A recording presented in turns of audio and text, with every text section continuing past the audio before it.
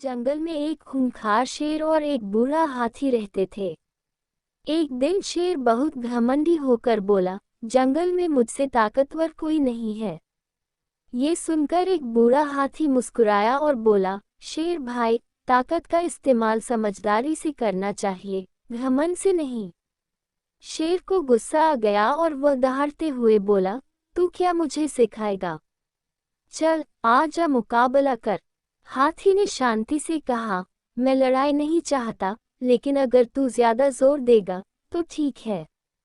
शेर और हाथी के बीच मुकाबला शुरू हुआ। शेर ने हाथी पर झपट्टा मारा, लेकिन हाथी ने अपनी सूंड से शेर को पकड़कर जमीन पर पटक दिया। फिर उसने शेर को कुछ दूर फेंक दिया। शेर जमीन पर गिरा और उसे बहुत चोट लगी। शेर ने दर्द से कराहते हुए कहा, मुझे माफ कर दो हाथी भाई। अब मुझे समझ आ गया कि सिर्फ ताकत होना ही काफी नहीं, बल्कि उसे सही तरीके से इस्तेमाल करना भी जरूरी है। सीख मॉरल, घमंड कभी नहीं करना चाहिए। असली ताकत नाम का एक गांव था। उस गांव में रमेश नाम का गरीब व्यक्ति रहता था। रमेश एक साधारण मजदूर था। उसके पास न अपनी जमीन थी, न बड़ी पढ़ाई, न कोई सपोर्ट सिस्टम। बचपन से ही गरीबी ने उसे कंधों पर जिम्मेदारियां थमा दी। बाप बीमार रहते थे, माँ खेतों में काम करती थी और रमेश छोटी उम्र से ही ईंट भट्ठे पर काम करने लग गया। हर सुबह 4 बजे उठता, पास के कस्बे तक पैदल जाता, वहां दिन भर मजदूरी करता और शाम को थका हारा घर लौटता। आमदनी बस इतनी कि चूल्हा जल जाए और स्कूल की फीस किसी तरह चुक जाए। उसके सपने बहुत बड़े नहीं थे, बस इतना कि उसके बच्चे भूखे न सोएं और पढ़ लिखकर उससे बेहतर जीवन जिएं। एक दिन गांव के स्कूल में एक टीचर ने उसके बेटे को पढ़ाई में अच्छा बताया। वही दिन था जब रमेश ने ठान लिया, चाहे कुछ भी हो जाए, वह अपने बेटे को पढ़ाएगा। काम के घंटे बढ़ा दिए, पेट काटकर किताबें खरीदी, बारिश में भीगता, गर्मी में जलता, लेकिन हार नहीं मानी। सालों की मेहनत के बाद उसका बेटा सरकारी कॉलेज में दाखिला पा गया। जब बेटे ने पहली बार नौकरी लगने की खबर दी, रमेश की आंखों में आंसू आ गए। वो आंसू सिर्फ खुशी के नहीं थे, वो सालों की मेहनत, त्याग और उम्मीदों का फल थे।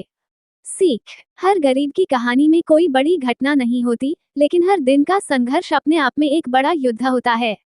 वो जीतते नहीं हैं बड़ी लड़ाइयों से, बल्कि रोज रोज के समझौते, त्याग और मेहनत से अपनी छोटी सी दुनिया में एक बड़ी कहानी लिखते हैं।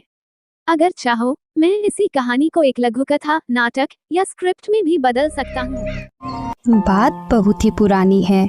लखनपुर राज्य में मोहन नाम का एक गरीब किसान रहता था। उसके परिवार में उसका बेटा राजू और उसकी पत्नी सीमा रहती थी। राजू एक बहुत ही शरारती लड़का था। वो हमेशा शरारत करता रहता था और जब भी मोहन उससे कहता, राजू, तू हमेशा झगड़े, मारपीट और शरारत करने में ही समय बिताता है। तू मेरे साथ खेतों पर चल, वहाँ पर चलकर मेरे साथ मेरे काम में हाथ बटाया कर। नहीं पिताजी, मैं खेतों पर नहीं जाऊँगा, मैं भी छोटा हूँ। ऐसे ही कुछ साल बीते। राजू बड़ा हो गया तो एक दिन मोहन ने उससे कहा, बेटा, अब मैं उम्र के हिसाब से कुछ थकान महसूस करने लगा हूँ। भगवान की दया से अब तुम काम करने लायक हो गए हो। अब तुम हमें काम करके खिलाओ। पिताजी, आपने मुझे इतने दिनों तक खिलाया पिलाया है, कुछ दिन और खिलाओगे पिलाओगे तो क्या हो जाएगा? राजू की ये बात सुनकर मोहन चुप हो गया। मोहन के समझाने का राजू पर कोई असर नहीं पड़ता और वो रोज की ही तरह इधर उधर घूमता रहता। और फिर इसी तरह कई साल और बीत गए। बेटा, अब तो तुम्हारे दाढ़ी मूछ भी निकल आई है। अब तो तुम काम काज करो ना। अब तो मैं सचमुच ही बूढ़ा हो चुका हूँ। पिताजी, आप दोनों मेरे माता पिता हो। आपने ही मुझे पैदा किया है। मुझे जीवन भर खिलाने का आपका फर्ज है। आप अपने फर्ज को निभाओ। मैं तो कोई काम काज नहीं करने वाला। ये कहकर राजू वहाँ से चला गया। सीमा, मैं तो राजू को समझा कर थक गया हूँ। उसे सुधारने का मुझे कोई उपाय नजर नहीं आता। क्या करूँ? क्या मैं इसी तरह अपने बुढ़ापे में ही खेतों में काम करता रहूँगा? आप इस तरह दुखी मत होइए। आप सरपंच जी के पास जाकर राजू की शिकायत कर दीजिए। तो सरपंच जी उसे बुलाकर कुछ समझा देंगे या डरा धमका देंगे। हाँ सीमा, तुम बिल्कुल सही कह रही हो, मुझे ऐसा ही करना चाहिए, वरना मैं तो इसे कभी नहीं सुधार सकता। उसी दिन मोहन सरपंच जी के पास चला गया।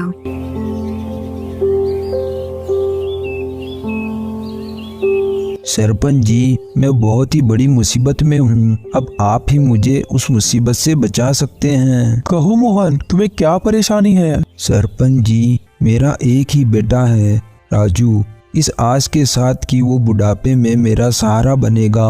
मैंने उसे बड़े ही लाड प्यार से पाला। अब जबकि मैं बूढ़ा हो गया हूँ तो मेरा बेटा राजू मेरा कोई भी काम नहीं करता। वो दिन भर बस अपने दोस्तों के साथ इधर उधर घूमता रहता है और लोगों को शरारत करके परेशान करता रहता है।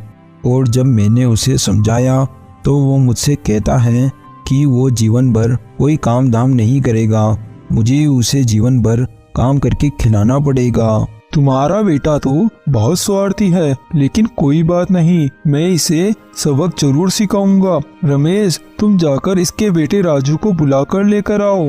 फिर सरपंच जी का आदमी जल्दी से गया और राजू को ढूंढकर सरपंच जी के पास ले आया।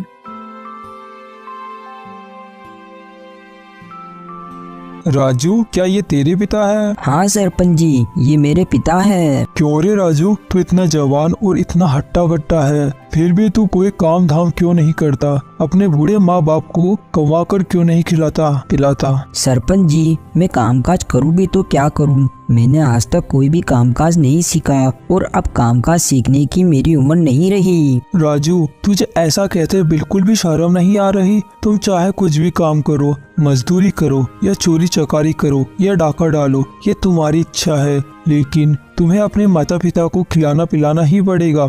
और खबरदार, अगर मुझे फिर से तुम्हारे खिलाफ कोई शिकायत सुनने को मिली तो मैं बिल्कुल भी तुम्हें बख्शूंगा नहीं। सरपंच जी की ये बात सुनकर राजू मन ही मन सोचने लगता है। पिताजी ने सरपंच जी से मेरी शिकायत करके बिल्कुल भी अच्छा नहीं किया। यहाँ सरपंच जी ने मेरी कितनी बेइज्जती कर दी। फिर राजू और मोहन अपने घर आ जाते हैं। फिर अगले दिन सुबह होने पर अरे, तू सुबह सुबह बन ठन कर कहाँ जा रहा है? पिताजी, आपने कल मेरी सबके सामने बहुत बेइज्जती करवाई थी, इसलिए मैंने सोच लिया अब मैं इस घर को छोड़कर जा रहा हूँ। आज के बाद आपको गांव वालों से मेरे लिए कुछ भी सुनने को नहीं मिलेगा। ठीक है पिताजी, अब मैं जा रहा हूँ। अब मैं आपको तभी मेरी शक्ल दिखाऊंगा जब मैं कुछ बन जाऊंगा। अरे अरे राजू, मेरी बात तो सुनो। लेकिन राजू मोहन की एक न सुना और वहाँ से चला गया। ये इसको अब नया ही भूत सवार हुआ है, मैं भी देखता हूँ कितने दिन घर के बाहर रहता है। और उधर राजू चलते चलते गांव से निकलकर एक जंगल में पहुँच गया।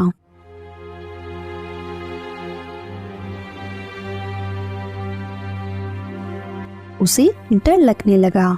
हे राम, मैं ये कहाँ आ गया? मुझे तो यहाँ केवल दूर दूर तक जंगल ही दिखाई दे रहा है और यहाँ जरूर जंगली जानवर भी रहते होंगे। मैं तो घर से ये सोचकर निकला था कि अब मैं कुछ बनकर ही पिताजी को अपनी शक्ल दिखाऊंगा, लेकिन अब मैं यहाँ आ ही गया हूँ तो आगे चलता हूँ, क्या पता मेरी फूटी किस्मत चमक जाए। ऐसा सोचकर राजू आगे बढ़ गया।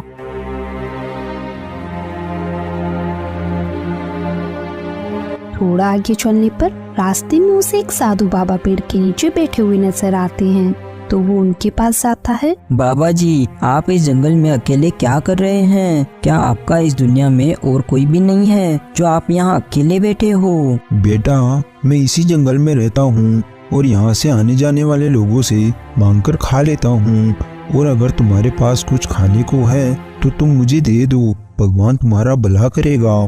बाबा की ऐसी बात सुनकर राजू अपने मन में सोचने लगा।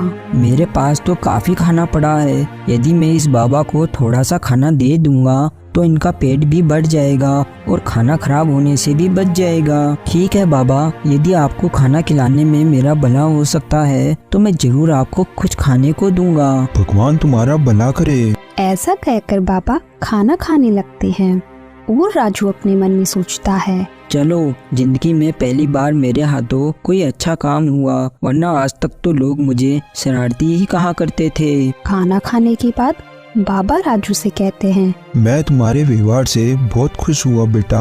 अब तुम मांगो, तुम्हें क्या मांगना है? अरे बाबा, आप ये क्या बोल रहे हो? आप इस उम्र में क्या मेरे साथ मजाक कर रहे हो? आपको देखकर ऐसा लगता नहीं है कि आपके पास मुझे देने के लिए कुछ होगा। बेटा तुम मेरे हाल पर मत जाओ, तुम बस अपनी इच्छा बताओ। यदि ऐसी बात है बाबा, तो आप मुझे जो भी आपके पास